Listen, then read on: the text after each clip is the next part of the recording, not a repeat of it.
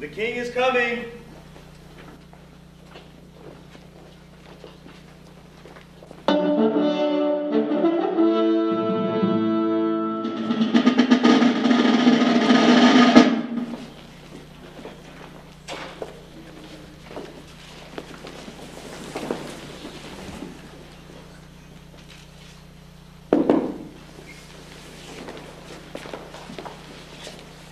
Give me the map there.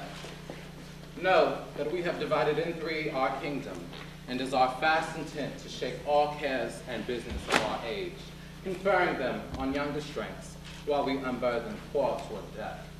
Our son of Cornwall, and you, our no less loving son of Albany, we have this hour a constant will to publish our daughter several dowers, that future strife may be prevented now.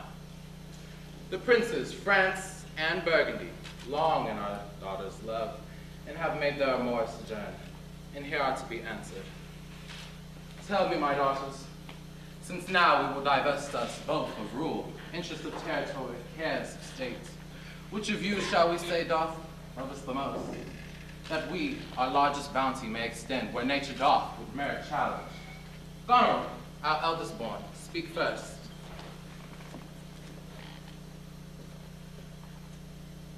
Sir, I love you more than words can wield the matter, dearer than eyesight, space, and liberty, beyond which can be valued rich or rare, no less than life with grace, health, beauty, honor, as much as child e'er loved or father found, a love that makes breath poor and speech unable, beyond all manner of so much, I love you.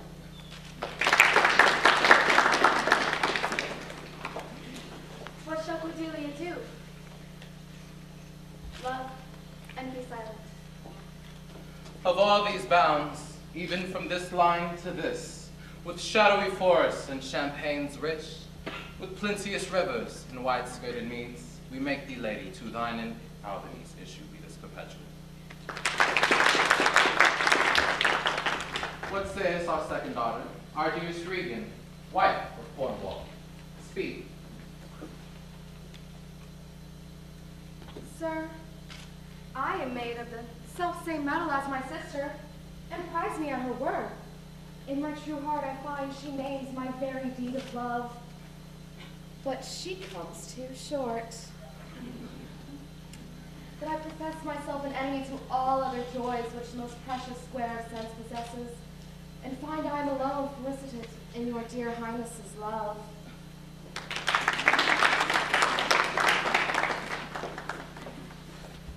And poor Cordelia.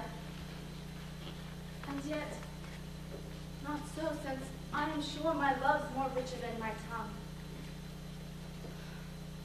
To thee and thine hereditary ever remain this ample third of our fair kingdom, no less in space, validity, and pleasure than that conferred upon Goneril.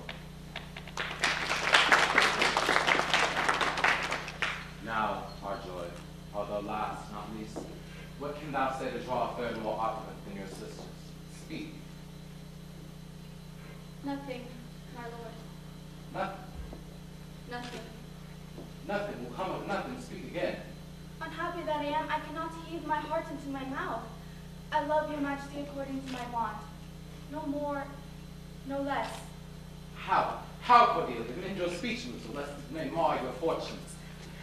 Good my lord, you have begot me, bred me, loved me. I return those favors back as are right fit. Obey you, love you, and most honor you. Why have my sisters husbands, if they say they love you all? Happily, when I shall wed, that the Lord who must take my plight shall carry half my love with him, half my care and duty.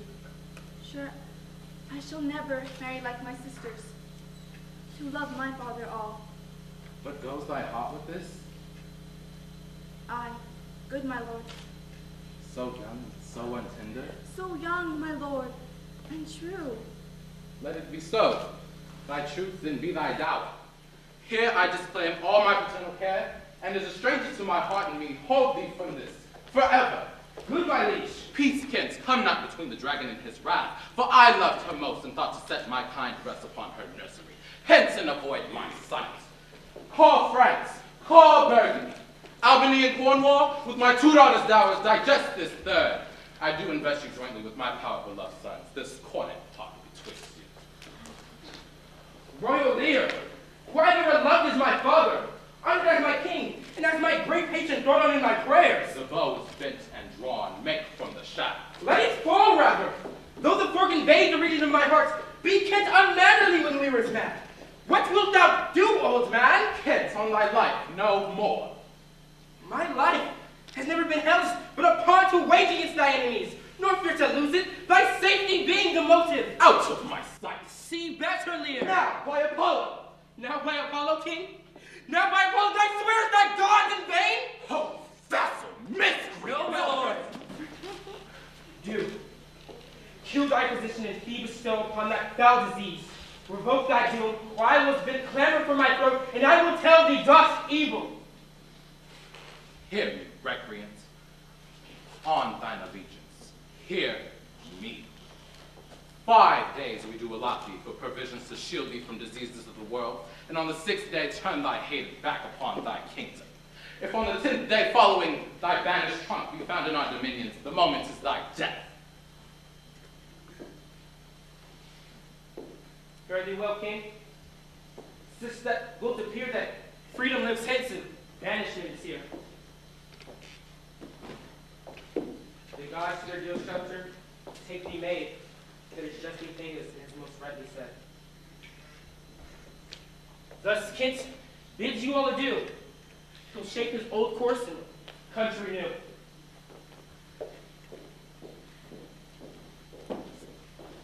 Here's France and Burgundy, my noble lord. My lord of Burgundy, we first address towards you, who with this king hath rivaled for our daughter's love. What's in the least will you require in present dower with her, or cease your quest of love? Royal Majesty, I crave no more than what your highness offered, nor what I tender less. Right, noble Burgundy. When she was dear to us, we did hold her so. But now her price has fallen. Sir, there she stands. She is there, and she is yours. I know no answer. Will you take her or leave her? Pardon me, royal sir, election makes not up on such conditions. Then leave her, sir. For you, great king, I would not from your love make such a stray, to match you where I hate. Therefore, beseech your liking a more worthier way, than on a wretch whom nature's almost ashamed to acknowledge hers. This is most strange, that she, that even but now was your best object, the argument of your praise, the balm of your age, most best, most dearest, should, in this trice of time, committed things so monstrous to dismantle so many folds of faith. Sure, her offense must be of such unnatural degree. I yet beseech your majesty. It is no vicious plot, murder or foulness that hath deprived me of your grace and favor. Better thou hadst not been born, than not to have pleased me better. Is it but this, my lord of Burgundy? What say you to the lady? Love's not love when it is mingled with regards that stand aloof from the entire point. Will you have her? She is herself a dowry.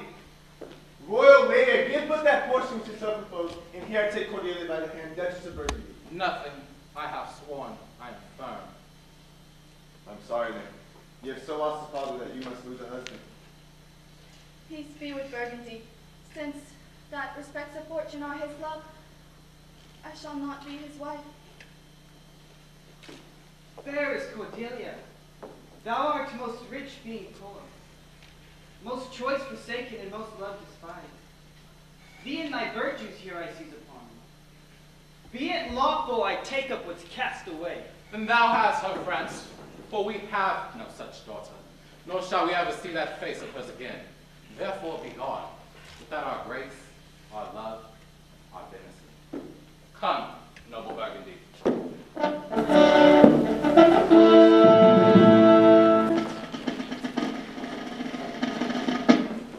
Bid farewell to your sisters. The jewels of our father, with washed eyes Cordelia leaves you. I know what you are, and like a sister am not loath to call your faults as they are named. Use well our father, to your professed bosoms I commit him. But, alas, stood I within his grace, I would prefer him to a better place, So, farewell to you both.